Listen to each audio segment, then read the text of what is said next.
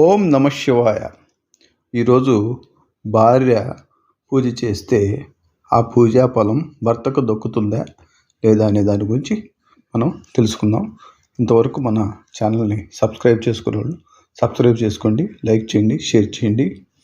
ఈ మన ధర్మశాస్త్రాల ప్రకారం భర్త ఏ పుణ్యకార్యం చేసినా దాని సగ భాగం భార్యకు లభిస్తుంది. అయితే భర్త చేసే పాపాలలో ఆమెకు భాగం ఉండదు.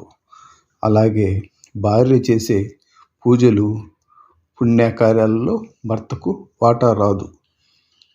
ఆత్మవై పుత్ర నామాసి ప్రకారం తండ్రి పాప పుణ్యాలు సంతానానికి దక్కుతాయి.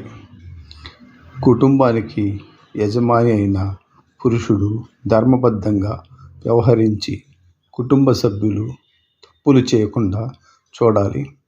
పూజలు సత్కారాలలో పాలు పంచుకొని బాధ్యతగా ఉండాలి. భార్య పూజ చేస్తుందని కారణంతో భర్త దానిని నిర్లక్ష్యం చేయకూడదు.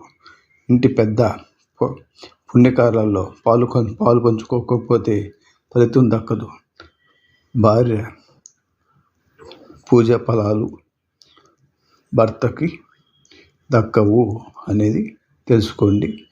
అదే భార్య చేసే ఏదైనా కూడా మనకు భార్యకి దక్కుతుంది. లైక్ చేయండి, షేర్ చేయండి, కామెంట్ చేయండి.